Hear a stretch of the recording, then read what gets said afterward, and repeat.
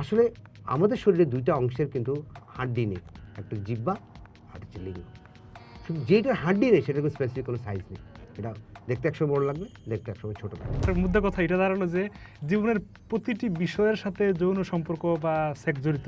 জি, অবশ্যই। মানে সফল হতে হলে অবশ্যই আরকি। প্রত্যেকটা জিনিসের সাথে সম্পর্ক। আমি রোগীদের সাথে বেডরুমের আলাপের যে পরিবেশ, সেই পরিবেশে আমি চেম্বার রোগীদের সাথে কথা বলি। যাতে করে সে তার মনের কথাটা বলতে পারে। এই জিনিসটা খান, ০.৫ ঘন্টা সময় পার্টনার সাথে কাটাতে পারবেন বা এই কাজগুলো করেন, ঘন্টার পর ঘন্টা আপনার সঙ্গীকে খুশি করাতে পারবেন। এগুলোর ভিত্তি কি? এগুলো আসলে ইউটিউবে আসলে বিভিন্ন রকম কথাবার্তাগুলো আসলে আসে আরকি। সে চিন্তা করে যে আমার তো অনেক স্বপ্ন হতো। মনে হয় আমার সব যৌবন শক্তি শেষ। তখন তার মধ্যে sense of guilty feeling develop করে এবং কনফিডেন্স লেভেলটা কমতে থাকে। তখন সে তার নববিবাহিত স্ত্রীর কাছে যেতে সে হেসিটেট ফিল করে। সম্পর্কের কথা বললেন আরকি, ধরেন অর্থনৈতিক, সামাজিক, আত্মীয়তার কথা বললেন। মানে এটাতে কি ঋতুভেদে কোনো বিষয় আছে কিনা? যে গরমকাল, শীতকাল, গ্রীষ্মকাল, মানে এই ভেদে যৌন শক্তি সম্পর্ক কম বেশি হতে পারে বা আমরা একটা রীতি আছে যে শীতকালে বেশি হয়।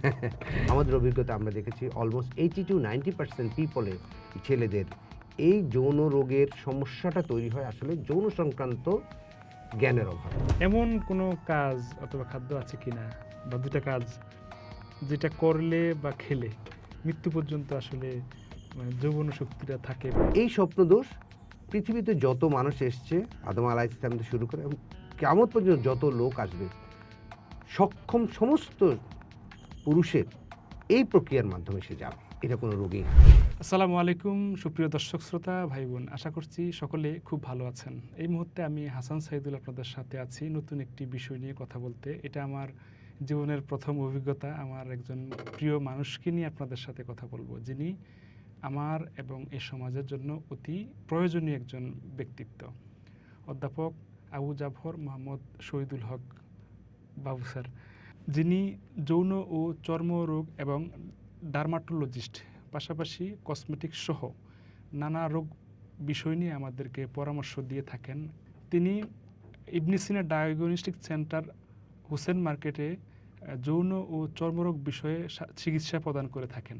আজ এই প্রিয় মানুষটির সাথে কথা বলবো তার বেড়ে ওঠা এবং তার চিকিৎসা সেবা নিয়েও কথা বলবো। স্যার আসসালামু আলাইকুম।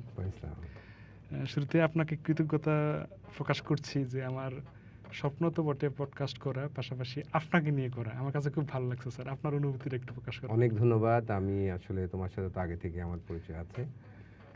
যাই হোক তুমি আমার একটা পছন্দের একটা মানুষ। সেই হিসাবে তোমার এখানে আসতে পেরে আমারও ভালো লাগছে। স্যার আপনি যেই বিষয়টি নিয়ে চিকিৎসা প্রদান করে থাকেন, এ যৌন রোগ বিশেষজ্ঞ বলি আমরা এবং অধ্যাপনা করে থাকেন।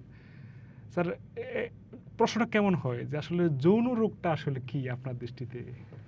হ্যাঁ, ধন্যবাদ। আসলে যৌন রোগ বলতে আসলে এটা ব্যাপক বোঝায় আরকি। আমাদের এখানে আসলে যৌন আমরা এটাকে বিভিন্নভাবে ক্যাটেগরাইজ করি। একটা হচ্ছে ইনফেকশন, আরেকটা হচ্ছে যৌন রোগ সংক্রান্ত মানুষের ভয়, ভীতি এবং এই সম্বন্ধে ধারণার কমতি। অথবা দেখা গেছে যে এটা সম্বন্ধে মানুষ অনেক বেশি চিন্তা করে অথবা এটাকে একদম মানুষ অবহেলা করে। এই সমস্ত বিষয়গুলো আসলে একটা মানুষের যৌন বিষয়গুলোকে খুব দারুণভাবে প্রভাবিত করে। যেমন আমরা একটা যৌন রোগ বলতে আমরা যেটা বুঝি সেটা হচ্ছে সেক্সুয়ালি ট্রান্সমিটেড ডিজিজ। এটা ব্যাকটেরিয়া, ভাইরাস, ইভেন প্যারাসাইট এবং ফাঙ্গাস অনেকগুলো কারণে এই যৌন রোগগুলো হয়ে থাকে। আর যৌন সংক্রান্ত যে অন্যান্য সমস্যা যেগুলো আছে এগুলো আসলে আমি বলবো যে মানুষের যৌন বিষয় নিয়ে জ্ঞানের স্বল্পতার কারণে এই সমস্যাগুলো রোগীরা আমাদের কাছে এসে থাকে। যেমন একটা বিষয় যদি আমি এখানে আলোচনা না করেই পারছি না, সেটা হচ্ছে স্বপ্নদোষের বিষয়টা। এটা একটা জীবনের পরিবর্তনের একটা লক্ষণ। একটা ছেলে যখন কৈশোর থেকে যৌবনে পদার্পণ করে তখন তার মধ্যে কিছু হরমোনাল চেঞ্জ আসে। এই হরমোনাল চেঞ্জগুলো অতি প্রাকৃতিক একটা বিষয়। এই বিষয়গুলো তার মধ্যে যে পরিবর্তন আসে তারই অংশ হিসাবে একটা স্বপ্নদোষ। এই স্বপ্নদোষ পৃথিবীতে যত মানুষ এসছে আদম আলাইহিস সালাম থেকে শুরু করে এবং কিয়ামত পর্যন্ত যত লোক আসবে সক্ষম সমস্ত পুরুষের এই প্রক্রিয়ার মাধ্যমে সে যাবে। এটা কোনো রোগই না। এখন প্রশ্ন হচ্ছে এটা নিয়ে মানুষ এত চিন্তিত কেন? এই চিন্তিত হওয়ার প্রধান কারণ হচ্ছে এ সম্বন্ধে ধারণা না থাকা। এই ধারণাটা না থাকার কারণ হচ্ছে যে অনেকগুলো বিষয়। প্রথম হচ্ছে এই বিষয়টা একজন ছেলে কিশোর থেকে যখন যৌবনে পদার্পণ করে, এটা সে কার সাথে শেয়ার করবে? যখন সঠিক লোকের সাথে জিনিসটা শেয়ার করতে পারে না, তখন সে ভুল তথ্য পায়, অথবা মনের অজান্তে নিজের মধ্যে একটা কনসেপশন ডেভেলপ করে যে এটা মনে হয় এটা, এটা মনে হয় এটা। অথবা সে যদি সঠিক লোকের কাছে যদি পরামর্শ না পায়, এ সময় তার ভ্রান্ত ধারণা তৈরি হয়। যেমন অনেকে মনে করে এটা একটা অপরাধ, এই অপরাধের কারণে সে এটা লুকায়, তার বড় ভাই কিংবা তার মা কিংবা তার বাবার সাথে এটা সে শেয়ার করে না, মনে করে এটা একটা অপরাধ, এটা একটা অন্যায় কিছু। কিন্তু আসলে বিষয়টা খুবই স্বাভাবিক একটা বিষয়। এই জিনিসটা যখন সে লুকায়, তখন তার মধ্যে তাই সে ভুল ধারণাগুলো পোষণ করতে থাকে।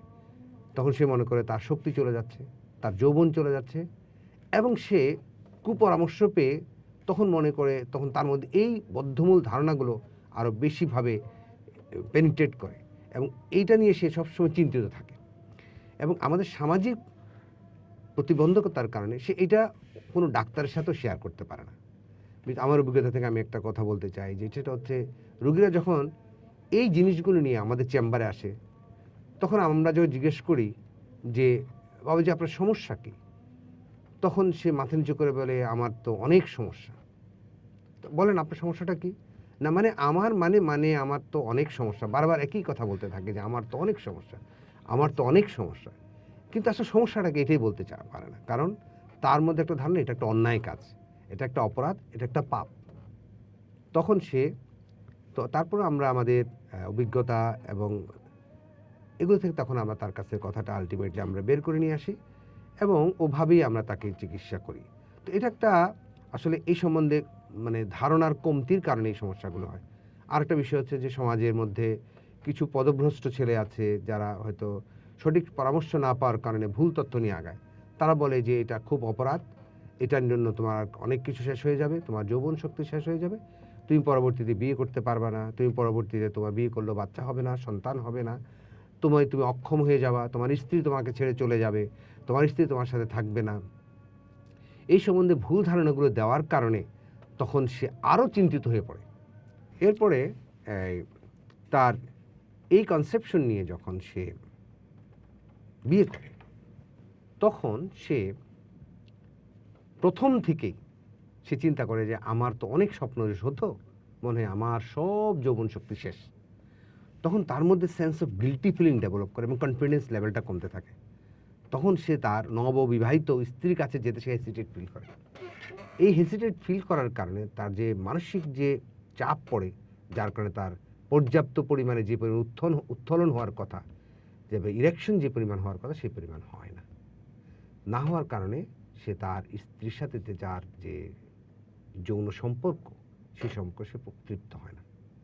এই তৃপ্ত না হতে গিয়ে তখন তাদের দুজনের মধ্যে একটা গ্যাপ তৈরি হয়ে যায়। গ্যাপ তৈরি হলে তখন হয় কি, ওই ছেলে পরবর্তীতে যে গ্যাপ হওয়ার কারণে তার যে মানসিক এবং শারীরিক চাহিদা সে তার স্ত্রীর কাছে প্রকাশ করতে পারে না, যে মানে আমি চাচ্ছি তুমি আমার কাছে আসো, আমরা একটু আনন্দ করি। হেসিটেট করে, যদি আজকে না পারি, যদি আজকে তাড়াতাড়ি হয়ে যায়, যদি আমার স্ত্রী যদি সন্তুষ্ট না হয়। এতে করে তার পর্যায়ক্রমে তার যৌন শক্তি কমতে থাকে। অন দ্য আদার হ্যান্ড, যখন তার স্ত্রী মনে করে যে এই স্বামীকে দিয়ে তো আমার যে একটা শারীরিক চাহিদা, যেটা আল্লাহ সুবহানাহু ওয়া তাআলা পবিত্র কোরআনের মাধ্যমে বৈধ সম্পর্কের মাধ্যমে পরস্পর যে হক দিয়েছেন, সেটা সে আর পাচ্ছে না, তখন সে মানসিক যন্ত্রণায় ভুগতে থাকে। এতে করে পরবর্তীতে তারও আকর্ষণ কমে যায়। এতে করে পুরো বিষয়টা, এই বৈবাহিক সম্পর্কটা টানাপোড়েনের মধ্যে পড়ে যায়। এই টানাপোড়েনের মধ্যে যদি তাদের ধর্মীয় জ্ঞান যদি থাকে, তারা হয়তো সবর করে, ধৈর্য ধারণ করে, অথবা পারিবারিকভাবে তারা চিকিৎসকের শরণাপন্ন হয়। তখন চিকিৎসক তাকে শরণাপন্ন হওয়ার পর চিকিৎসক তাকে চিকিৎসা দেয়। কিন্তু কোনো কারণে যদি তাদের মধ্যে শয়তান ঢুকে যায়, শয়তানের ওয়াসওয়াসায় পড়ে যায়, তখন তারা অবৈধ সম্পর্ক এবং পরকীয়াতে লিপ্ত হয়ে পড়ে।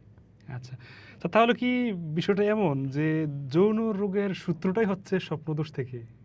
বা পারিপার্শ্বিক কোনো বন্ধু বান্ধবের কথা থেকে? হ্যাঁ, বিষয়টা অনেকটা তাই এবং পুরোপুরি না 100% সেটা বলবো না, কিন্তু অনেকটা তাই। আমাদের অভিজ্ঞতা আমরা দেখেছি অলমোস্ট 80-90% পিপলে ছেলেদের এই যৌন রোগের সমস্যাটা তৈরি হয় আসলে যৌন সংক্রান্ত জ্ঞানের অভাবে এবং জ্ঞানের অভাবে। কারণ এটা যে একটা স্বাভাবিক প্রক্রিয়া, এটা যখন তার মধ্যে থাকে না, তখন সে এটাকে রোগ মনে করে। এটা তো আসলে বেসিক্যালি রোগ না। এটা হচ্ছে তার যৌন সংক্রান্ত জ্ঞানের অভাবে একটা সমস্যাই বলবো আমরা এটাকে। এটাকে আমরা রোগ বলতে পারবো না। কারণ রোগ হলে একটা ইনফেকশন থাকবে, একটা ম্যানিফেস্টেশন থাকবে, একটা একটা একটা পরীক্ষা করে এটা রোগটা বোঝা যাবে। কিন্তু বিষয়টা তা না। বিষয়টা হচ্ছে একটা হিস্ট্রি নিয়ে তার লক্ষণ বুঝে তখন বোঝা যাবে যে তার মধ্যে আসলে এটা রোগ না, এটা হচ্ছে এই সংক্রান্ত জ্ঞানের অভাবের কারণে মানসিক সমস্যা তৈরি হচ্ছে তার মধ্যে। স্যার যেটা বলেন যে 90 ভাগ, তার মানে কি, মানে অধিকাংশ মানুষ জানে না কিভাবে যৌন, মানে কি বলে এটাকে, সেক্স করতে হয়?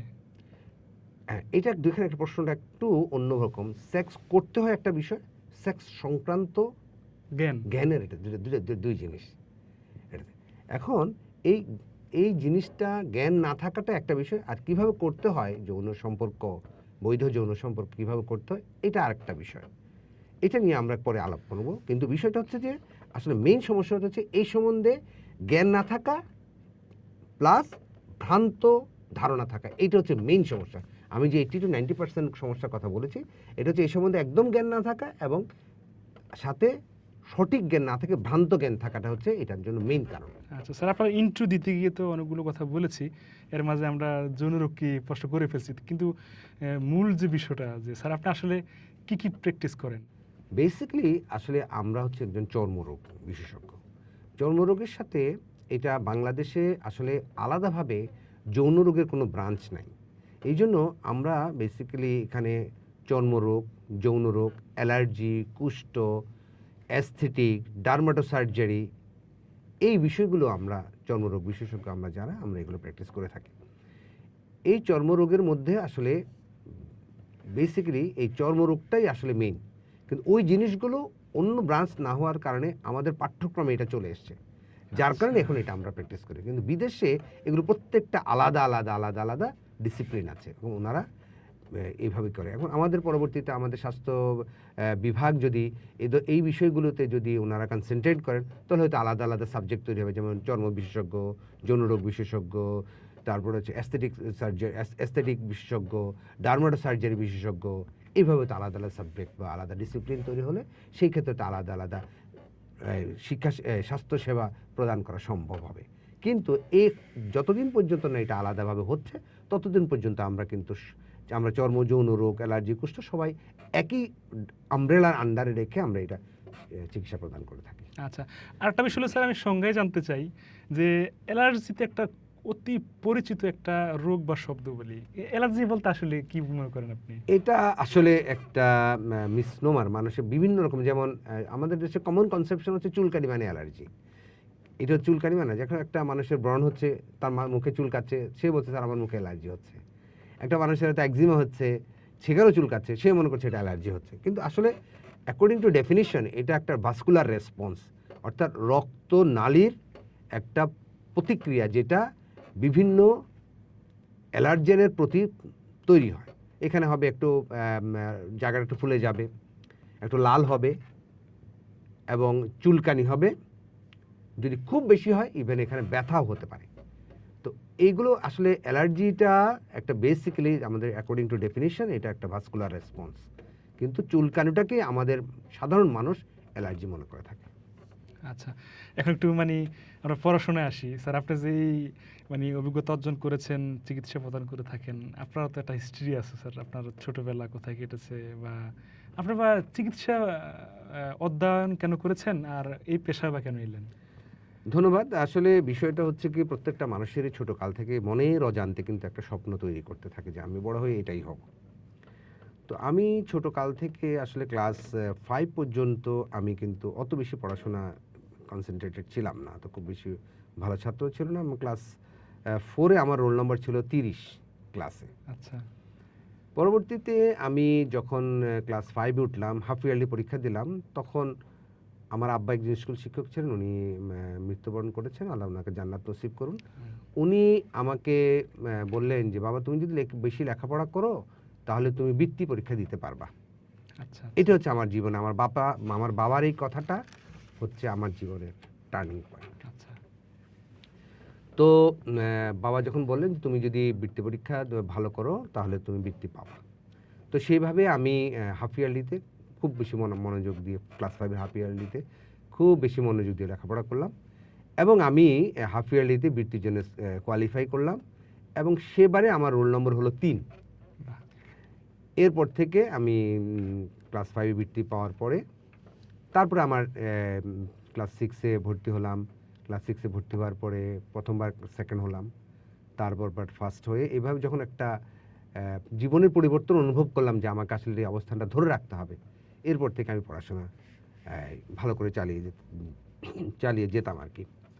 আর সবচেয়ে গুরুত্বপূর্ণ বিষয়টা আমার বাবা, উনি সবসময় বলতেন তোমাকে মানুষ হতে হবে, অনেক বেশি মানুষ হতে হবে, এমন হতে হবে যেন সবাই তোমাকে চিনে। আচ্ছা তার পরবর্তীতে আমি ম্যাট্রিক পরীক্ষা দিলাম। ম্যাট্রিকে আমি তখন আমাদের সময় মানে এ গ্রেড বি গ্রেড ছিল না, তখন আমাদের সময় ছিল স্ট্যান্ড করা ছিল, ডিভিশন। তারপরে first division, second division, star mark, এগুলো ছিল। জি যাই হোক ভালো রেজাল্ট করে আমি কলেজে ভর্তি হলাম। আমি Chittagong port authority high school থেকে ম্যাট্রিক পাস করেছি, তারপরে চিটাং কলেজ থেকে ইন্টার পাস করে পরবর্তীতে অ্যাডমিশন টেস্ট দিয়ে আমি মেডিকেলে আসলাম। এখানেও আমার বাবার একটা বিশাল আছে। আমি যখন ইন্টার পাস করে বিভিন্ন জায়গায় অ্যাডমিশন দিচ্ছিলাম, আমি চিটাং মেডিকেলে চান্স পেয়েছি, বুয়েটেও চান্স পেয়েছিলাম, প্লাস একটা স্কলারশিপও পেয়েছিলাম। কিন্তু আমার আব্বা বললেন যে আমার ডাক্তার ছেলে চাই। আমারও ইচ্ছা ছিল, আব্বারও ইচ্ছা যে ডাক্তার ছেলে। এরপরে আমি মেডিকেলটাকে পছন্দ করলাম এবং এই মেডিকেলটাকে পছন্দ করার পরে আস্তে আস্তে আমার জীবনের এই পরিবর্তনগুলো আসলো। এবং আরেকটা বিষয় সেটা হচ্ছে যে আমি এই সাবজেক্টে কেন আসলাম। জি জি জি আমি প্রশ্ন করতাম। এই সাবজেক্টে কেন আসলাম, এরপরে এই সাবজেক্টে আসলাম। আসলে বিষয়টা হচ্ছে আমি যখন ক্লাস যখন 5th ইয়ারে যখন পড়ি, 3rd ইয়ার 4th ইয়ার 5th ইয়ারে, তখন আমার যখন প্লেসমেন্ট হলো স্কিন বিডি ডিপার্টমেন্টে, যখন আমরা যেতাম শিক্ষানবিশ হিসাবে, যখন পড়তে যেতাম, ক্লাস করতে যেতাম, তখন দেখতাম যে অনেক রুগী এবং তারা আসছে এবং তাদের রোগটা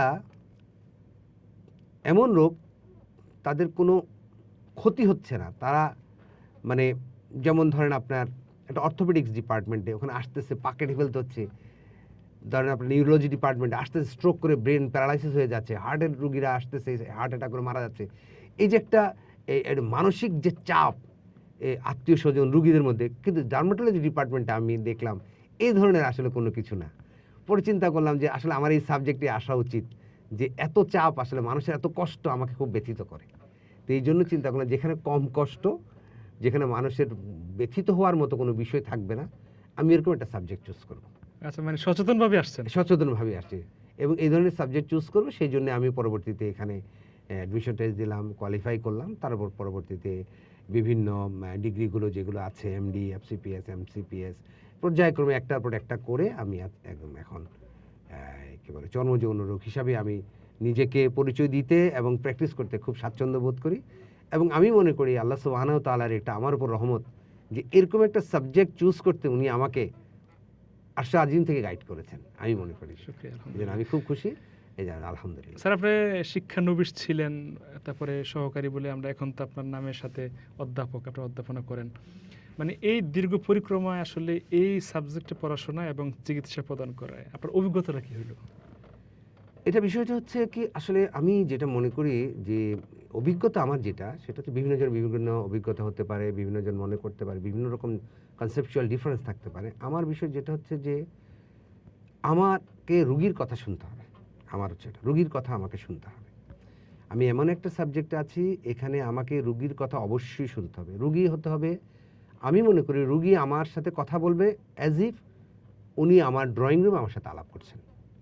এরকম একটা গুড রিলেশন আমি মনে করি এবং আমি চেষ্টাও করি এবং আশা করি আমার রুগীদের প্রোফাইলও আমাকে তাই বলবে যে আমি রুগীদের সাথে বেডরুমের আলাপের যে পরিবেশ, সেই পরিবেশে আমি চেম্বার রুগীদের সাথে কথা বলি, যাতে করে সে তার মনের কথাটা বলতে পারে। আচ্ছা এটা হচ্ছে আমার একটা অভিজ্ঞতা। আরেকটা অভিজ্ঞতা যেটা আমি মনে করি যে এই চর্ম রোগের ব্যাপারে মানুষের কনসেপশনটা এখন অনেক বেশি ক্লিয়ার। মানুষ এখন বুঝতে পারে যে সে কোন রোগের জন্য চর্মরোগীর ডাক্তারের কাছে যেতে হবে। ইভেন এই জন্য আসলে এখন রোগীরা অনেক বেশি চর্ম যৌন রোগীর ডাক্তারের কাছে যায়। আরেকটা বিষয় সেটা হচ্ছে সামাজিক পরিবর্তনের কারণে, অর্থনৈতিক পরিবর্তনের কারণে এবং গ্লোবালাইজেশনের যুগে মানুষ এখন বিউটিফিকেশনের দিকে ঝুঁকে পড়ছে, যার কারণে আমাদের সাবজেক্টের যে একটা ব্রাঞ্চ যেটা অ্যাস্থেটিক ডার্মাটোলজি এবং বিউটিফিকেশনের বিষয়টা, তার চুলটা একটু সিল্কি করা, তার চুলটা একটু ঘন করা, তার চেহারার উজ্জ্বলতা বাড়ানো, তাকে দেখতে ভালো লাগা, তার মুখে আনওয়ান্টেড দাগ, এগুলো বিষয়ে মানুষের গ্লোবালাইজেশনের বিউটিফিকেশনের যুগে মানুষ এগুলো নিয়ে মোর কনসার্ন। এই জন্য এখন এই বিষয়গুলো নিয়ে এখন আমার রোগীরা আমাদের সাথে আছে আর কি। এইগুলো হচ্ছে এই বিষয়গুলো আমার এই শিক্ষানবিশ অবস্থা থেকে এখনো পর্যন্ত আমার এই অভিজ্ঞতা যে মানুষের কনসেপশন চেঞ্জ হচ্ছে ডে বাই ডে, এবং মানে এখন মানুষের চিন্তাধারা অনেক বেশি broad due to the globalisation. আচ্ছা স্যার, আপনি মানে এই বিষয়ে এমন অভিজ্ঞতা আছে কিনা যে রোগীরা আসে কিন্তু তাদের মূল সমস্যার কথা আপনাকে বলেন, আপনার বের করতে হয়? এটা তো একদম খুব মানে অহরহম। যেমন একটা রুগী আমাদের কাছে যখন আসে তখন তার মধ্যে হয়তো মেইন সমস্যা হচ্ছে তার যৌন রোগ, কিন্তু তার একটু হয়তো স্কিনের একটু সমস্যা আছে, কিন্তু সে প্রথমে বলে স্যার আমি 2টা সমস্যা নিয়ে এসেছি, কিন্তু বলার সময় সে প্রথমে চর্মরোগের কথাটা বলে। তখন আমরা বলি যে আপনি 2টা সমস্যা নিয়ে আসছেন, আরেকটা কি? তখন সে বলে স্যার ওইটাই আমার মেইন সমস্যা। তখন আমরা আচ্ছা আপনি বলেন, আপনার মেইন সমস্যাটাই বলেন। তখন অনেকক্ষণ বসে থাকে রোগীরা, কিভাবে বলবে। আমি প্রথমে আমাদের এই সাক্ষাৎকারের প্রথমে আমি বলেছি রোগীরা very much hesitate to express the problem. তো অনেকক্ষণ বসে থেকে তারপরে বলে স্যার এই সমস্যা। তখন মাথা নিচু করে বলতে থাকে যে মানে সে একটু অপরাধ বোধ কাজ করে তার মধ্যে। এই এই জিনিসগুলো আসলে মানে আমরা দেখি আর কি, যে মানে আসলে এই যৌন রোগের বিষয়টা নিয়ে মানুষ আসলে ভেরি মাচ কনফিউজ থাকে যে আসলে কীভাবে বলবে, আসলে বলবে কিনা বা বলা দরকার আছে কিনা। আচ্ছা স্যার, এখানে শর্ট 2টা প্রশ্ন মানে স্যার বলতে চাই, বলা উচিত যে যৌন রোগ বা এমন কোনো বিষয় আছে কিনা যেটা আসলে ভালো হয় না, অথবা যৌন রোগের কোন কোন বিষয়গুলো আসলে ভালো হয় না? এখানে বিষয়গুলো হচ্ছে যে আমরা যৌন রোগ বলতে যে বিষয়টাকে আমরা রোগ বলি, যেটা হচ্ছে sexually transmitted disease. Sexually transmitted ডিজিজের মধ্যে যে ব্যাকটেরিয়াল ডিজিজ যেগুলো আছে, আপনার কি বলে যে আপনার গনোরিয়া আছে, তার আদার যেমন ক্ল্যামাইডিয়া আছে, আছে কি বলে আপনার এটা শ্যাঙ্ক্রয়েড আছে, তারপরে স্পাইরোকিট দিয়ে সিফিলিস আছে, এগুলো আসলে ভালো হয়ে যায়। কিন্তু আরেকটা রোগ আছে যেটা হচ্ছে আপনার ভাইরাস দিয়ে হয়, যেমন হার্পিস প্রোজেনিটালিস যেটা হয়, ভাইরাস দিয়ে যে যৌন রোগটা হয়, এইটা আসলে পুরোপুরি সারে না, মাঝে মধ্যেই দেখা দেয়। এবং এমনও দেখা গেছে হার্পিস প্রোজেনিটালিস যদি হার্পিস সিমপ্লেক্স ভাইরাস টাইপ 2 দিয়ে হয়, তখন দেখা গেছে তাকে মানে লাইফ লং ওষুধ খাওয়া লাগতে পারে। এই ধরনের কন্ডিশনগুলো সাধারণত ভালো হতে চায় না। আরেকটা বিষয় এখানে খুবই গুরুত্বপূর্ণ বিষয়, যার একবার নৈতিক চরিত্রের স্খলন ঘটেছে তার এটা বারবার হয়। পরবর্তী হয় কি, সে আমাদের কাছে গনোরিয়া চিকিৎসা নিল, ভালো হলো, দেখা গেছে আবার 1 বছর 2 বছর পরে সে আবার একই অপরাধের সাথে জড়িয়ে পড়ছে। তো সুতরাং সেটা বারবার হচ্ছে। এই পয়েন্টে দেখা যাচ্ছে যে অনেক সময় ব্যাকটেরিয়াগুলো যেগুলো মানে যে অ্যান্টিবায়োটিকগুলো আমরা দিই সেগুলোতে কাজ করতে চায় না সে, অথবা অনেক সময় দেখা গেছে যে বিভিন্ন ব্যাকটেরিয়া তার ফরমেশন চেঞ্জ করে, ভিরুলেন্সি চেঞ্জ করার কারণে অনেক সময় অ্যান্টিবায়োটিকগুলো কাজ করতে চায় না। এইটা হচ্ছে মোদ্দা কথায় যে যৌন রোগগুলো কেন ভালো হয় না, এই হচ্ছে বিষয়। জি, এখন আরেকটা বিষয় হলো যে যৌন রোগ বা সেক্সের সাথে সময়টা আসলে কতটা মানে সম্পর্কিত।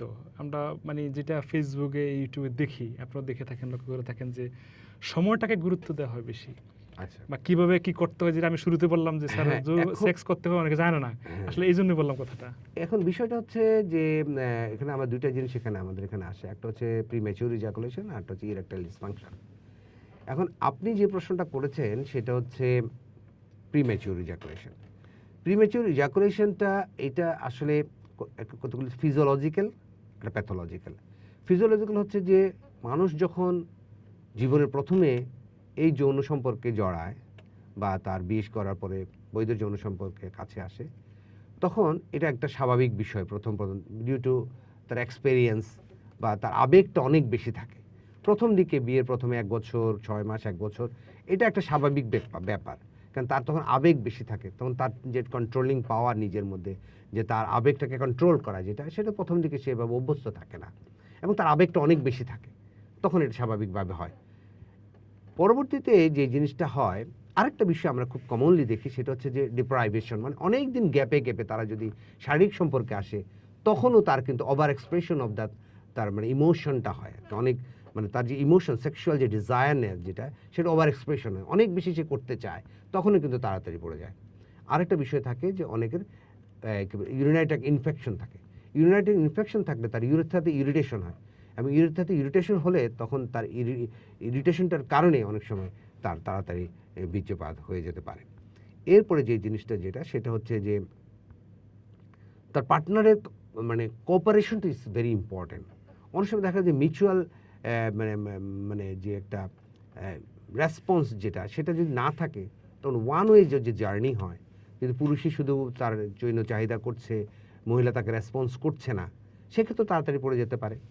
আরেকটা বিষয় হচ্ছে যে অনেক সময় হয় কি, অনেক বেশি পার্টনার তার সাথে বেশি অ্যাগ্রেসিভ সেক্স করতে চায়, সেক্ষেত্রে অনেক সময় অনেক পুরুষের পক্ষে দেখা গেছে যে এই জিনিসটা তাকে তার কন্ট্রোল করাটা একটু ডিফিকাল্ট হয়ে যায়। এই সব কিছু মিলিয়ে আরেকটা বিষয় তার আমাদের যেটা সোশ্যাল কতগুলো বিষয় থাকে, সেটা হচ্ছে যে আমাদের একান্নবর্তী পরিবারে আসলে প্রাইভেসিটা অতটা মেনটেন হয় না। একান্নবর্তী পরিবার দেখা গেছে যে তাদের যে একটা যে একসাথে থাকা এবং তাদের মধ্যে যেটা প্রাইভেসি, যেটা ফ্রি থাকা, যে একটা আলাদা রুম, একটু ডিস্টেন্স রুম, এই জিনিসগুলোর কারণে অনেক সময় হয় কি, তারা স্বামী স্ত্রী দুজনেই তাদের সেক্সুয়াল পারফরমেন্সটা কুইক শেষ করে মানে যে ঠিক আছে যা হয়েছে করে তাড়াতাড়ি তারা স্বাভাবিক হয়ে যেতে চায়, কারণ তাদের মধ্যে একটা লজ্জা কাজ করে, পাশে আছে, পাশের রুমে হয়তো তার মা ঘুমাচ্ছে, বা এই যে একটা প্রাইভেসি, আমি মনে করি এটা প্রাইভেসিটা এখানে খুবই গুরুত্বপূর্ণ। কারণ আমাদের একান্নবর্তী পরিবারে আসলে অনেক সময় প্রাইভেসি থাকে না, যে পরিমাণ প্রাইভেসিটা দরকার আসলে একটা সুস্থ এবং সুন্দর যৌন মিলনের জন্য স্বামী স্ত্রীর মধ্যে, সেটা অনেক পরিবার পক্ষে আসলে কি বলে যে অ্যাকোমোডেশনের অভাবের কারণে প্রাইভেসি দেওয়া সম্ভব হয়। সেক্ষেত্রে অনেকে খুব তাড়াতাড়ি করে সেক্স, অথবা অনেক সময় দেখা যাচ্ছে অনেক গ্যাপে গ্যাপে করে, এই সমস্ত কারণগুলোতে আসলে তাড়াতাড়ি বীর্যপাত হয়। আচ্ছা, এমনি আরেকটা বিষয় হলো যে এই যে সেক্সের সাথে বা যৌন মানে কি বলে কর্মের সাথে, সম্পর্কের সাথে কি আছে কিডনি কোনো সম্পর্কিত আছে কিনা? যে অনেকে বলে যে অতিরিক্ত করলে বা নেশা থাকলে কিডনি নষ্ট হয়ে যেতে পারে। এখানে প্রশ্ন আসলে দুইটা, একটা আপনি নেশার কথা বলছেন, নেশাটা আসলে যে কোনো জিনিসের জন্য ক্ষতিকর, এটা আসলে যৌন বলেন, কিডনি বলেন, সব কিছুর জন্য ক্ষতিকর। কিন্তু আসলে কিডনি রোগের সাথে সরাসরি কিন্তু তাড়াতাড়ি বীর্যপাত হওয়া বা যৌন রোগের কোনো সম্পর্ক নেই। তবে একটা জিনিস আমাদের এখানে মাথায় রাখতে হবে, সেটা হচ্ছে যে প্রস্রাবে যদি ইনফেকশন থাকে, ইউরিনারি ট্র্যাক্টে যদি ইনফেকশন থাকে, সেই ক্ষেত্রে কিন্তু তাড়াতাড়ি বীর্যপাত হয়ে যায়। অনেক রুগীরাই কিন্তু এই কথাটা বলে আপনারা। এটা প্রশংসা বলা যেতে পারে, বা এটা উপকার বা আপনার সেবা বলা যেতে পারে যে আপনি আপনার প্রেসক্রিপশনে এটা লেখা লেখেন যে সব খাবেন। যেটা বাংলাদেশের 95% বা 6% ডাক্তাররা এটা লেখে না বা বলেও না। আর আরেকটা হচ্ছে যে আপনার টেস্ট, মনে হয় যে ১০০ রোগী দেখলে ৯৯ জনকে আপনি টেস্ট করান না, মানে টেস্ট করতে বলেন না। মানে এই দুইটা আপনার কাছে মানে তথাকথিত বাংলাদেশের ডাক্তার মানে চিকিৎসকের চিকিৎসা সেবার সাথে কি সাংঘর্ষিক কিনা? এইখানে আসলে দুইটা জিনিস, একটা হচ্ছে টেস্ট আর একটা হচ্ছে সব খাবেন। আচ্ছা, প্রথমে আমরা টেস্টে আসি, কথাটা বলি। আসলে প্রত্যেকটা ট্রিটমেন্ট হচ্ছে এক একজন ডাক্তারের নিজস্ব পরিকল্পনা। জি, এখন কোনো ডাক্তার সাহেব যদি মনে করেন যে আমি একদম পুরোপুরি নিশ্চিত না হয়ে আমি চিকিৎসা দিতে চাই না, সেক্ষেত্রে ওই ডাক্তার সাহেবরা একটু পরীক্ষা নিরীক্ষা করাটাকে পছন্দ করেন, এটা ওনার নিজস্ব পরিকল্পনা। এটা আসলে আমি ওনাকে অসম্মান, যে দেয় না তাকে অসম্মান, পরীক্ষা দেয় তাকে অসম্মান করে আসলে কিছু বলার সুযোগ নেই, জি, কারণ এটা ওনার পরিকল্পনা। কারণ প্রত্যেকটা ট্রিটমেন্ট এক একটা ডাক্তার নিজস্ব পরিকল্পনা একটা রোগীকে ভালো করার জন্য। এখন একজন ডাক্তার দিতে পারেন যে উনি আগে টেস্টগুলো করে সব কিছুকে এক্সক্লুড করে ডায়াগনোসিস কনফার্ম করে তারপর চিকিৎসা দিতে পারেন, সেই জন্য উনি হয়তো দেন না, দেন বেশি হয়তো পরীক্ষা। আবার আমার যে ফিলোসফি যেটা হচ্ছে যে আমাদের আমাদের শিক্ষকরা শিখিয়েছেন যে 80% ক্লিনিক্যাল ডায়াগনোসিস করা সম্ভব, 10% ইনভেস্টিগেশন করে কনফার্ম করবেন, আর এখন 10% আসলে মানে ডায়াগনোস কখনোই হয় না। তো এটা আসলে বললাম, প্রথমেই বলেছি প্রত্যেক ডাক্তার নিজস্ব পরিকল্পনা ট্রিটমেন্ট। আমার পরিকল্পনা হচ্ছে যে আমি আমাদের শিক্ষকদের যে মতাদর্শ যেটা, যে 80% হচ্ছে ক্লিনিক্যাল ডায়াগনোস করা সম্ভব, তো আমি এই জন্য রোগীর হিস্ট্রি নিয়ে ক্লিনিক্যাল এক্সামিনেশন করে যদি আমি মনে করি যে আসলে চিকিৎসা করা সম্ভব আমি মনে করি হিসাবে, সেই জন্য আমি তো পরীক্ষা কম দেই। কিন্তু আমি দেই না তা না, কিন্তু পরবর্তী যখন প্রয়োজন হয় তখন আমরা এটা আসলে পরীক্ষা দিয়ে থাকি। এটা আসলে একান্ত প্রত্যেকটা ডাক্তারেরই নিজস্ব পরিকল্পনা। সব খাবেন বলে, হ্যাঁ, এই জিনিসটা আমি আসলে এটা সব অ্যালার্জির বিষয়ে আমাদের যে সাধারণ মানুষের যে কনসেপশন যে অ্যালার্জিক ফুড বলে একটা কথা আছে। অ্যালার্জি আসলে বাই ডেফিনেশন হচ্ছে অল্টার্ড বডি রিঅ্যাকশন। এই বডি রিঅ্যাকশনটা বিভিন্ন জনের বিভিন্ন রকম। যেমন কারো হয়তো আপনার গরু গোশ খেলে অ্যালার্জি হয়, এটা ওর জন্য অ্যালার্জি, কিন্তু এটা আমার জন্য তো অ্যালার্জি না, কারণ আমি তো গরু গোশ খেলে আমার কোনো সমস্যা হয় না। তো সুতরাং আমি এই খাদ্যটাকে কেন আমি মজলুম বানাবো যে এটা অ্যালার্জিক ফুড সব বাদ দিয়ে দেবেন? এই খাদ্যটাকে তো আমি মজলুম করতে পারি না। সুতরাং এখন যে খাদ্যটা সবার জন্য অ্যালার্জেন, ওকে যদি আমি অ্যালার্জেন বলি তাহলে তো ওই খাদ্যের প্রতি জুলুম করা হবে আমাকে। তো এই জন্য আসলে allergy is individualised response of a person to specific food. সুতরাং যেটা যার জন্য প্রযোজ্য সেটা তার জন্যই। এই জন্য আমি লিখি সব খাবেন। তারপর আমি এই কথাটা বলি, যদি কোনো খাবারে আপনার যদি খুব সমস্যা হয় সেই খাবারটা আপনি একদম বাদ দিবেন না, অল্প অল্প করে খেয়ে বডিকে আপনি এটা অ্যাডজাস্ট করে নেবেন। আচ্ছা, আর হচ্ছে স্যার, মানে আপনার এই চিকিৎসা পেশায় দীর্ঘ অভিজ্ঞতায় আপনার কি মনে হয় যে আপনার কাছে সবচেয়ে বেশি কোন রোগীরা আসে এবং তারা আসলে কি বলতে চায়? আমার তাদের অভিজ্ঞতায় উপস্থাপনাটা। আসলে আমি বেসিক্যালি তো আসলে আমি তো ডার্মাটোলজিস্ট, কিন্তু সাথে অন্যগুলো প্র্যাকটিস করি, সেজন্য আমার কাছে বেসিক্যালি ডার্মাটোলজির অর্থাৎ চর্মরোগের রোগীরাই আমার কাছে বেসিক্যালি আসে। এই চর্মরোগটা আসলে আমরা যদি ধরি, চর্মরোগ আসলে এত বেশি রোগ, এটা আমরা নির্দিষ্ট কোনো রোগ, যেমন ধরেন একদম মাথা থেকে যদি পা পর্যন্ত ধরি, আপনি ধরেন মাথায় আসেন, মাথাতে যদি আসেন, এখানে আপনার প্রথম কথা হচ্ছে চুল পড়ে যাওয়া, তারপরে চুল পেকে যাওয়া, চুল পাতলা হয়ে যাওয়া, চুলে খুশকি হওয়া। দেখেন এক মাথার মধ্যে কত রোগ। এরপরে ওখানে মাথার মধ্যে আপনার আরও রোগ আছে, একজিমা হওয়া, কিছু কানেক্টিভ টিস্যু ডিজিজ আছে, ডিএলএ হওয়া, এখানে ভাইরাস হতে পারে, এখানে ব্যাকটেরিয়াল ইনফেকশন হতে পারে। দেখেন এক মাথাতে কত রোগ। সুতরাং বেসিক্যালি আসলে আমাদের কাছে আমাদের রোগী আসলে আসে ম্যাক্সিমাম, যেহেতু আমি ডার্মাটোলজি ক্লিনিক্যাল ডার্মাটোলজিতে বেশি প্র্যাকটিস করি আমি, সেই জন্য আমার কাছে চর্মরোগের রোগীরা আসলে আমার কাছে বেশি আসে। আচ্ছা, এমনি স্যার, যেটা আমি শুরুতে প্রশ্ন করতে চেয়েছিলাম যে এমন কোনো কাজ অথবা খাদ্য আছে কিনা বা দুটা কাজ যেটা করলে বা খেলে মৃত্যু পর্যন্ত আসলে মানে যৌবন শক্তিটা থাকে বা মানুষ যৌবনিকভাবে শক্তিশালী থাকে? আচ্ছা, এখন বিষয়টা হচ্ছে এ ধরনের কোনো খাদ্য কোনো বিষয় না, আসলে বিষয়টা হচ্ছে তার মানসিক শক্তি। যদি অন্য কোনো রোগ না থাকে, যেমন মানুষের বয়সের সাথে সাথে বিভিন্ন রোগ হয়, ডায়াবেটিস হয়, হার্টের সমস্যা হয়, প্রেশার থাকে, নিউরোলজিক্যাল প্রবলেম ডেভেলপ করতে পারে, হ্যান্ডোক্রাইন প্রবলেম থাকতে পারে, হাইপোথাইরয়েডিজের প্রবলেম থাকতে পারে। এই সমস্ত যদি প্রবলেম না থাকে, আসলে একটা মানুষ যদি মানসিকভাবে যদি সুস্থ থাকে এবং শারীরিকভাবে যদি সুস্থ থাকে, তাহলে তার যৌবন শক্তিটা আসলে অনেক থাকবে, বেশি অনেক বছর থাকবে। তবে এটাও ফিজিওলজিক্যাল কিছু বিষয় আমাকে মানতে হবে। সেটা হচ্ছে যে একটা ইয়াং বয়সে যে পরিমাণ মানুষের শারীরিক চাহিদা, সক্ষমতা থাকবে, আমি বুড়ো বয়সে সেটা এক্সপেক্ট করলে হবে না। এটা আমাকে মেনে নিতে হবে। আমাকে প্রত্যেকটা জিনিস বয়স অনুসারে আমি যদি এই জিনিসটাকে অ্যাড্রেস করতে পারি যে আমার এই বয়সে আমার এতটুকু থাকা উচিত, এবং এটাকে যদি আমি মেনে নিতে পারি, তাহলেই আসলে তার পক্ষে স্বাভাবিক থাকা সম্ভব। সাথে এনভায়রনমেন্ট, সারাউন্ডিং এনভায়রনমেন্টটাকে আমাদের খুবই গুরুত্বপূর্ণ। সে শারীরিকভাবে সুস্থ আছে, মানসিকভাবে সুস্থ আছে কিনা, শারীরিকভাবে মানসিকভাবে সুস্থ আছে, আর্থিকভাবে সুস্থ আছে কিনা, শারীরিক মানসিক আর্থিক সুস্থ আছে, সামাজিকভাবে সে সুস্থ আছে কিনা, সবই গুরুত্বপূর্ণ বিষয়। সামাজিকভাবে বলতে তার সন্তানের সাথে তার সম্পর্ক কেমন, তার স্ত্রীর সাথে তার সম্পর্ক কেমন, তার পারিপার্শ্বিক অবস্থার সাথে সম্পর্ক কেমন, তার আত্মিক বিষয় সে কতটুকু বয়সের সাথে সাথে সে প্রস্তুতি নিচ্ছে কিনা আল্লাহ সুবহানাহু ওয়া তাআলার সাথে দেখা করার যে প্রস্তুতি, এই বিষয়গুলো সবই আসে। আসলে স্পিরিচুয়ালি যদি সাউন্ড না থাকে, তাহলে কিন্তু তার মধ্যে এই সমস্যাগুলো আসলে মানে তার যৌবন শক্তিটা আসলে যে পরিমাণ কমার কথা তার চেয়ে বেশি কমে যাবে। এই জন্য আসলে সব কিছুই মিলিয়ে আমাদেরকে এই জিনিসগুলো মানে মানে খেয়াল করতে হয় যে আসলে সব কিছুই আমাদের এখানে ইনফ্লুয়েন্স করে, আমি যে কথাগুলো বললাম। কারণ এটা আমাকে অবশ্যই মানতে হবে যে বয়সের সাথে সাথে সব কিছুর একটা ক্ষয় আছে, যৌবনেরও একটা ক্ষয় আছে।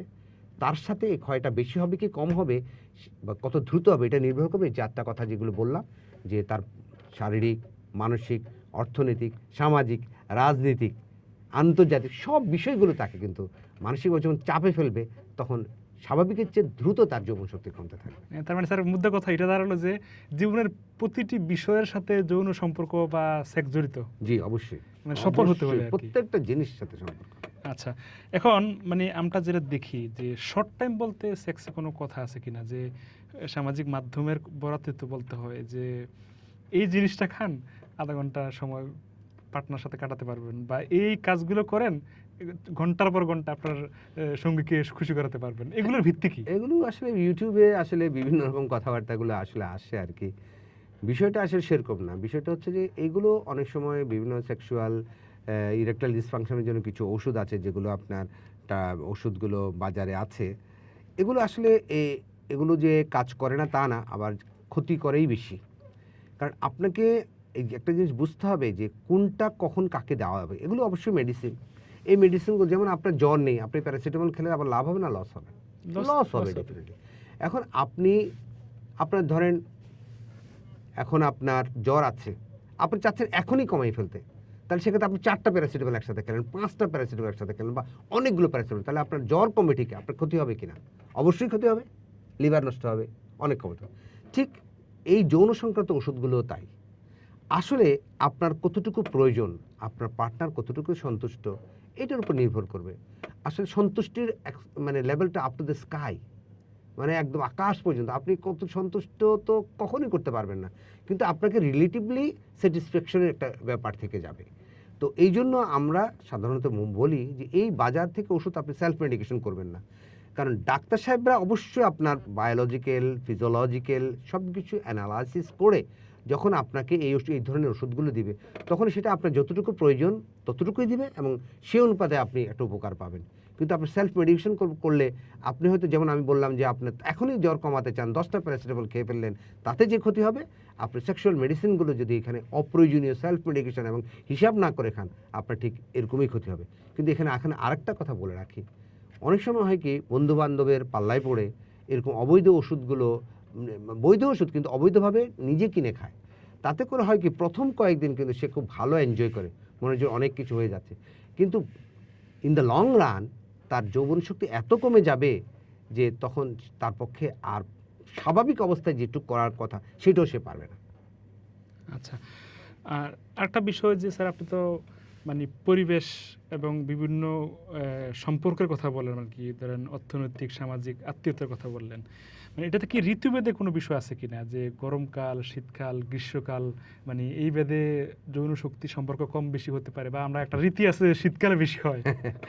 এটা আসলে বিষয়টা অনেকটা তাই বললাম না, শারীরিক মানে শারীরিকভাবে যখন মানুষ সাউন্ড থাকে, ফিট থাকে, তখন তার অন্যান্য বিষয়গুলো তখন তার ভালো লাগে আর কি। যেমন ধরেন শীতকালে মানুষের রোগশোক কম হয়, পরিবেশটা ভালো থাকে, এবং কি বলে আপনার পরিবেশ ভালো থাকার কারণে স্বামী স্ত্রী খুব কাছে আসার একটা পরিবেশ তৈরি হয়, এবং সেই সময়ে তারা একজন আরেকজনকে ফিলটাও বেশি করে, এবং কি বলে আপনার পরিবেশের কারণে, শীতের কারণে তখন হাজব্যান্ড ওয়াইফকে একটু কাছে চায়, ওয়াইফ একটু হাজব্যান্ডকে কাছে চায়, তখন তাদের মধ্যে যখন ইন্টিমেসিটি আসে, কাছাকাছি যখন আসে, স্বাভাবিক কারণে স্বাভাবিক কারণে তাদের মধ্যে সেক্সুয়াল রিলেশনটা একটু বাড়ে।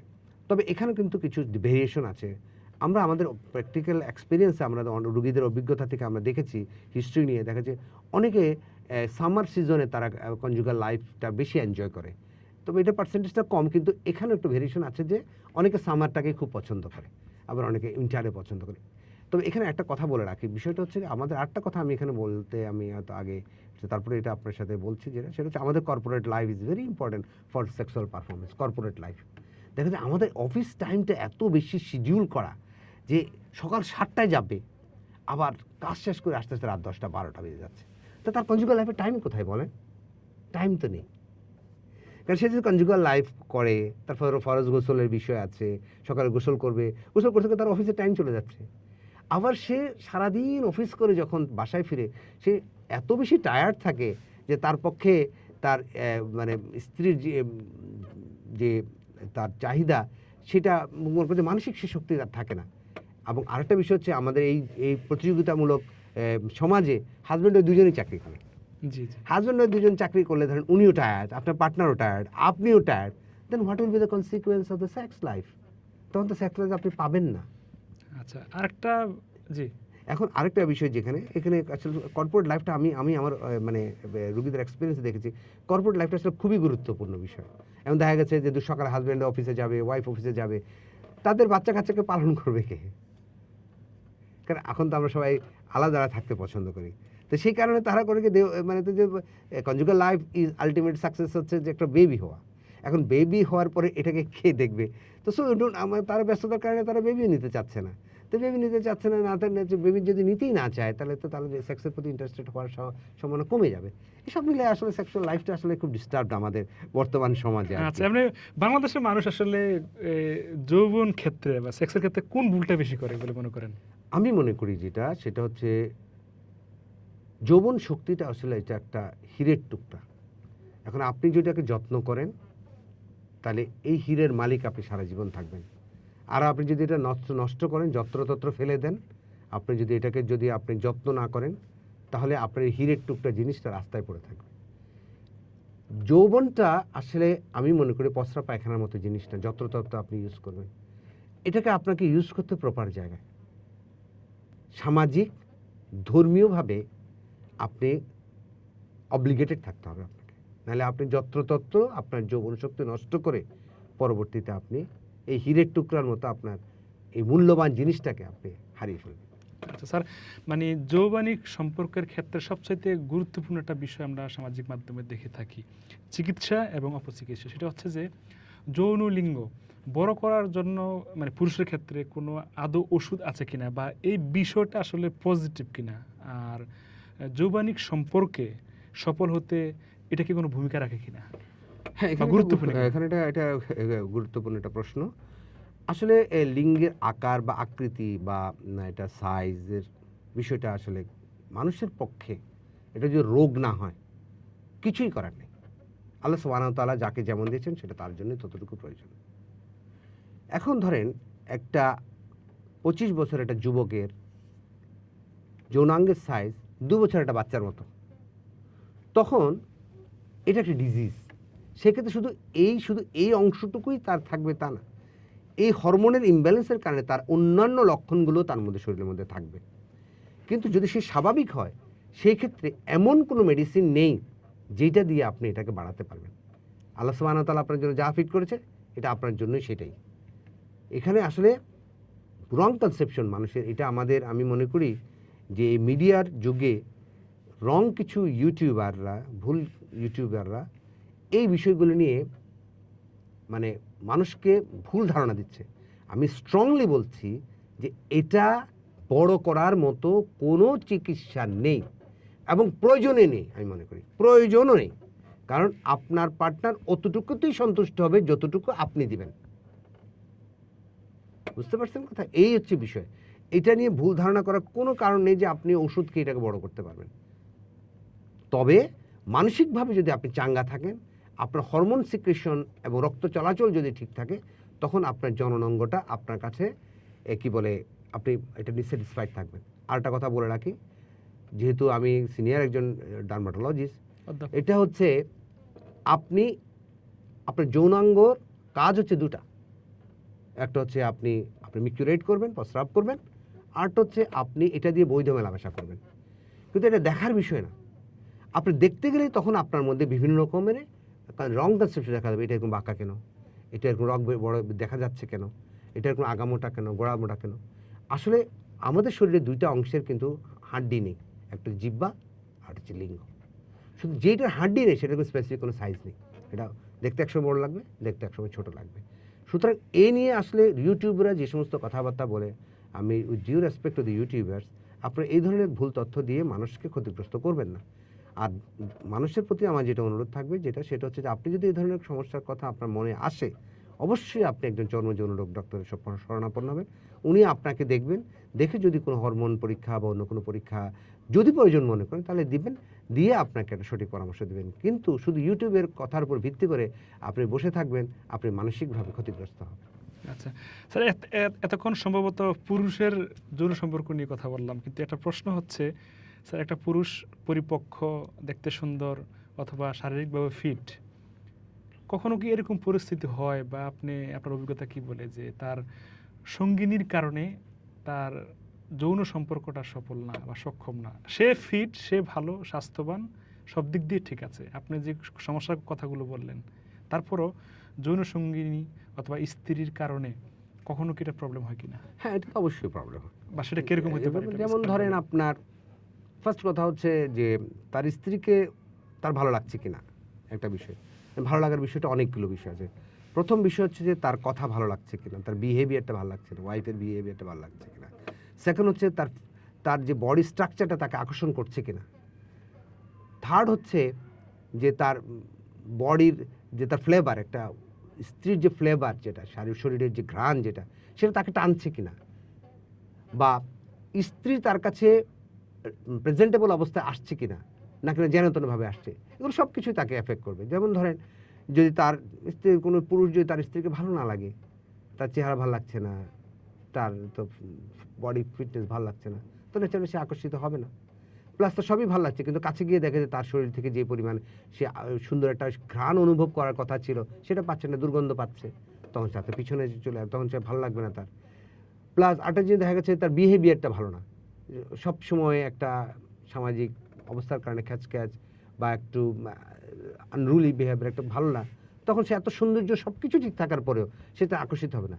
আসলে যৌন বিষয়টা হচ্ছে মনের বিষয়। তো মনটা যদি আকর্ষিত না হয় যে কোনোভাবে, তাহলে কিন্তু সে যতই ফিট হোক না কেন, সে যৌন চাহিদা আসলে করতে পারবে না। আচ্ছা, এখন স্যার সংক্ষিপ্ত কথা, যৌন রোগ কি আসলে, যেটা প্রশ্নটা আগে করছিলাম, যে যৌন রোগকে যত্ন অথবা জোর করে ধরে রাখা অথবা মৃত্যু অবধি ধরে রাখা যায় কিনা? না, কিভাবে? এটা প্রত্যেকটা জিনিসের ক্ষয় আছে না, সব জিনিসের তো একটা শেষ আছে, সব জিনিসেরই তো একটা শেষ আছে। এই পৃথিবী তো একদিন শেষ হয়ে যাবে।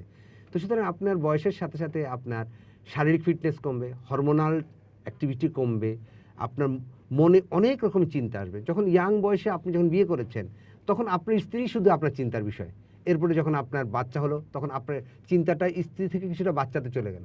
এরপরে যখন বাচ্চা বড় হয়ে গেল, আপনার চিন্তাটা স্ত্রী, বাচ্চা, এরপর নাতিতে চলে গেল। এরপরে যখন আরো বড় হয়ে যাবেন, তখন এগুলো ছেড়ে আপনি কিভাবে আল্লাহ সুবহানাহু ওয়া তাআলার কাছে যাবেন, আপনার পাপ কি পুণ্য কি, তখন আপনার মনের ভিতরে ঢুকতে থাকবে। এই সব কিছুর কারণে আপনি তখন যৌন শক্তি, দেখেন যৌন শক্তি থেকে আপনি পচে পচে পচে পচে কোথায় চলে গেলেন। দাদা হয়ে গেছে। তখন আপনার তো আর এই জিনিসগুলো থাকার আর মানে কথা না।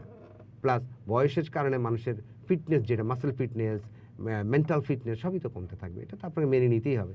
এবং এই যে যারা মেনে নিতে পারবে, তারাই আসলে হতাশা থেকে বেঁচে থাকতে পারবে। না হলে কিন্তু তার মধ্যে হতাশা হবে। কারণ আমি 80 বছর বয়সে যদি মনে করি আমি যখন 22 বছর ছিলাম তখন যেমন করতাম এখন কেন পারছি না, জি। তাহলে এটা আমার বাস্তব বহির্ভূত একটা চিন্তা ভাবনা। আমাকে বাস্তবতার আলোকে আমাকে চিন্তা ভাবনা করতে হবে, তাহলে আপনি জিনিসগুলো সঠিক সুন্দর সমাধান পাবেন। না হলে আপনি কিন্তু ক্ষতিগ্রস্ত হয়ে যাবেন কিন্তু, এবং দারুণভাবে ক্ষতিগ্রস্ত হবেন। তখন দেখবেন আপনার হতাশা চলে আসবে, এবং এই হতাশা থেকে আপনি অন্যান্য রোগগুলো ডেভেলপ করতে থাকবেন। আচ্ছা, এমনি স্যার এটা পরিস্থিতি হয় কিনা বাংলাদেশের প্রেক্ষাপটে, যে সময়ের সাথে সাথে পার্টনার দুজনে কিন্তু মেনে নেয় যে আমাদের বয়স হয়েছে, বা এরকম মেনে নেওয়ার ব্যাপারটা কি বাংলাদেশে ঘটে কিনা? হ্যাঁ, এটা তো খুব বেশি ঘটে। আমাদের দেশে এটা বেশি ঘটে।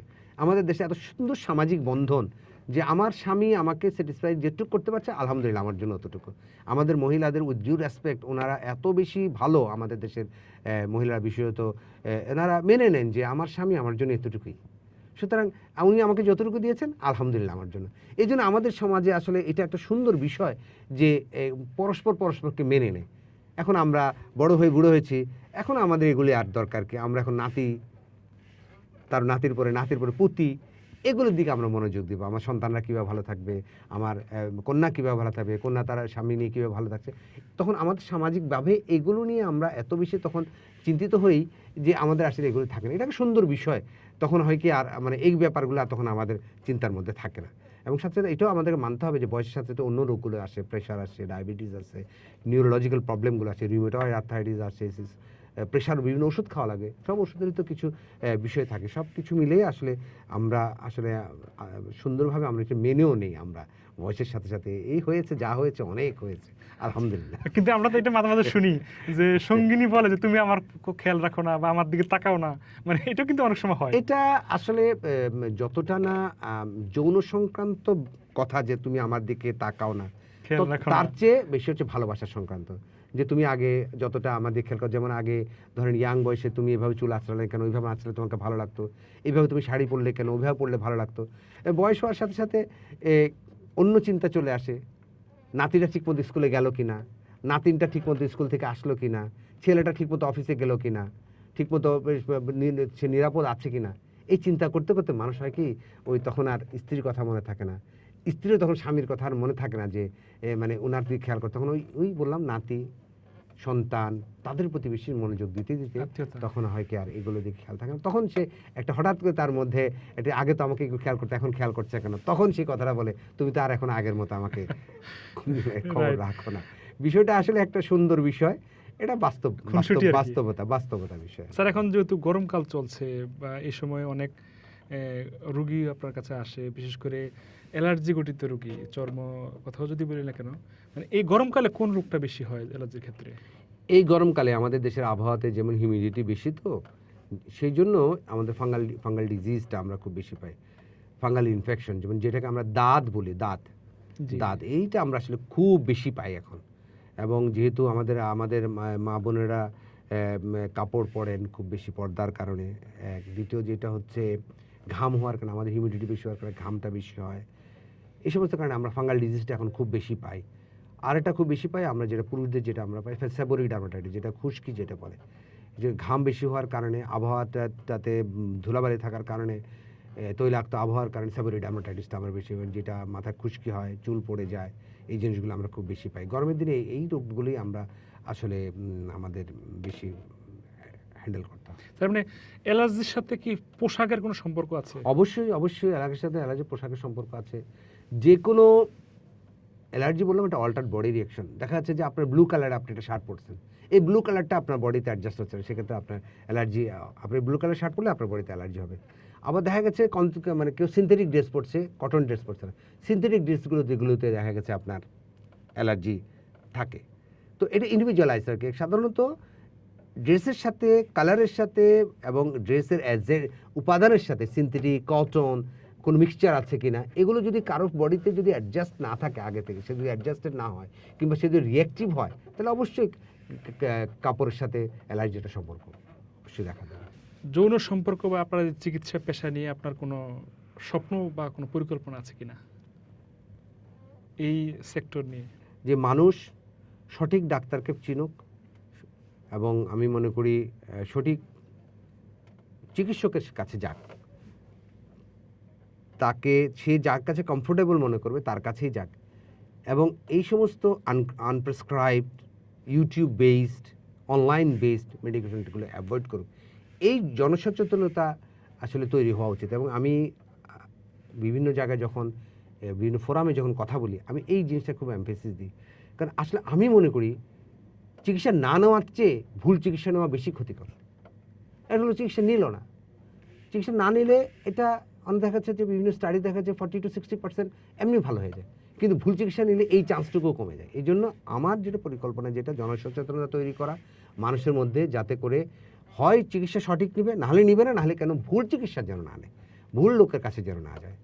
আর আমি মনে করি আমাদের যে ডাক্তার সমাজের প্রতি আমার যেটা চাওয়া আর কি, সেটা হচ্ছে যে যে সাবজেক্টের ডাক্তার আসলে তাকে সেটা অ্যাড্রেস করা উচিত। আমি মনে করি যে, কারণ সবাই যদি একই রোগ চিকিৎসা করতে থাকে তাহলে তার পক্ষে আসলে এটা সম্ভব না। যেমন যার যেটুকু সে সেটুকুই করবে, তাহলে এটা চিকিৎসা বিষয়টাও সম্মানিত হবে, চিকিৎসকরা সম্মানিত হবে, রোগীরাও আসলে সঠিক চিকিৎসা পাবে।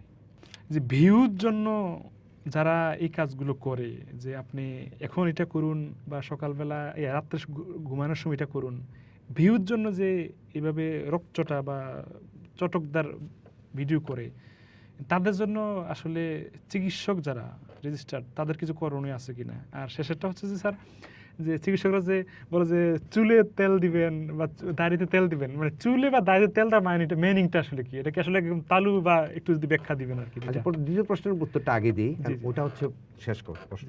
জি, জি, জি। চুলে আসলে তেল দেওয়ার কোনো সাইন্টিফিক কোনো ভ্যালু নেই আসলে। ইনফ্যাক্ট চুলের নিউট্রিশনটা আসে আসলে ভিতর থেকে, প্রপার ব্লাড সার্কুলেশন যদি থাকে এবং তার বডিতে যদি, তার ব্লাডে যদি পর্যাপ্ত পরিমাণে ভিটামিনস, মিনারেলস এবং আদার মাইক্রোনিউট্রিয়েন্ট যেগুলো চুলের জন্য দরকার, এগুলো যদি বডিতে সাপ্লাই থাকে তাহলে চুল বড় বড় হবে। আর জেনেটিক ইনফ্লুয়েন্সটা বেশি ইম্পর্টেন্ট, কারণ অনেকে দেখা যাচ্ছে কনজেনিটালি কার্লি চুল আর উইক চুল, এই চুলগুলো অল্পতে পড়ে যায়। আর হচ্ছে দেখা যায় জেনেটিক্যালি তার অ্যান্ড্রোজেনেটিক অ্যালোপেশিয়া, টাকজনিত চুল পড়ার বিষয় থাকে, সেটাও চুল পড়ে যাবে। কিন্তু বাহির থেকে তেল দিয়ে আসলে এখানে খুব বেশি কিছু করার সুযোগ আছে বলে আমার যতটুকু নলেজ বলে নাই। এই জন্য বাইরে থেকে তেল দেওয়ার আসলে এটা সিগনিফিকেন্স আমি মনে করি কোনো কিছু আছে বলে আমার ব্যক্তিগত ধারণা এটাতে নাই। আচ্ছা। আর এখন শেষ প্রশ্ন যেটা বলছেন যে ইউটিউবে চটকদার, আমি মনে করি এটাকে আইনের আওতায় আনা উচিত। আইনের আওতায় আইন প্রয়োগকারী সংস্থাগুলো আসলে আমাদের যথেষ্ট অ্যাক্টিভ। তারপরে ওনারা আসলে এই বিষয়টাতে আরেকটু যদি অ্যাক্টিভ হয় তাহলে আমাদের জনসাধারণ এই ধরনের চটকদার বিজ্ঞাপনের মাধ্যমে ওষুধ খেয়ে যে ক্ষতিগ্রস্ত হচ্ছে এটা থেকে আসলে বেঁচে থাকতে পারবে। এখানে আমি মনে করি এই যে বাংলাদেশ সরকারের আইন বিভাগ, স্বরাষ্ট্র বিভাগ এবং চিকিৎসা বিএমডিসি এবং আরও সবাই সমন্বিত একটা আসলে পরিকল্পনা, এবং আমরা যারা ডাক্তার সমাজ আছে তাদের জনসচেতনতা, এই সব কিছু মিলিয়ে আসলে আমরা এটা থেকে বেঁচে থাকার আসলে এই চটকদার বিজ্ঞাপন থেকে বেরিয়ে আসার সুযোগ আছে।